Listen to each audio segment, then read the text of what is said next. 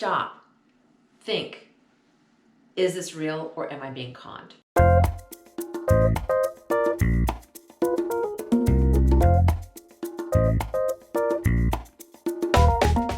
So I had one of those moments this last week. I was talking to a client about an experience that they had had many, many years ago.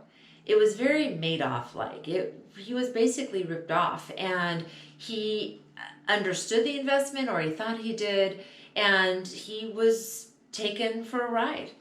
So it got me thinking, in reflecting on this experience with my client, gosh, have I told my kids how a con artist works and what are the red flags? So I started writing them down, and I thought I'm just going to share them with you as well. So grab your pens, grab your pencils, and write these down and start to share with your kids. Again, not a lecture, just a conversation around how does a con artist get away with it? Meaning, how do they rip people off? How do they take your money and you never see them again? A couple ways. Number one, common sense. Madoff, think Madoff. If you're getting better returns in the market and anyone else's, start thinking, are they making my returns look better than they possibly could be? Madoff was actually printing his own statements in an office a couple floors up. So use common sense. It feels good to be the one getting the best returns. However, if you're the only one or you're the only investment advisor who's getting top returns, I'd start investigating a little bit. Number two, if somebody starts to pressure you, you only have today to make this decision and the deal will be gone tomorrow. That's a great one to teach your kids, because that pressure is generally some sort of a con.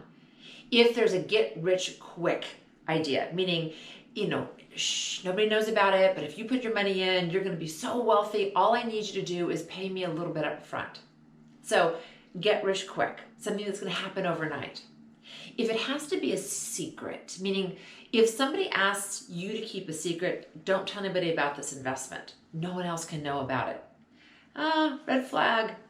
If they only deal in cash, they can't transfer assets over, they don't manage money the way you would think that they would, but they're asking you to bring in a bag of cash, again, a red flag.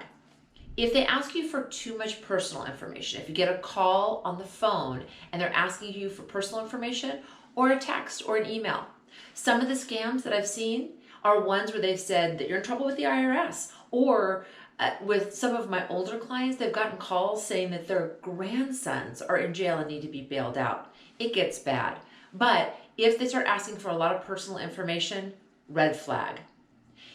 Another one is if they're telling you that you're going to miss this opportunity. Very similar to the pressure. You only have so many days to get this done, or it's going to be expired tomorrow. But if you have a fear of missing an opportunity, meaning it's going to go, it's never going to be here again. And finally, unanswered questions. Last week I talked about asking questions. You're asking questions and they can't answer them for you. Stop. Think. Is this real or am I being conned? But teach your kids the signs. I almost forgot to teach my kids. We had the conversation this week. Good luck.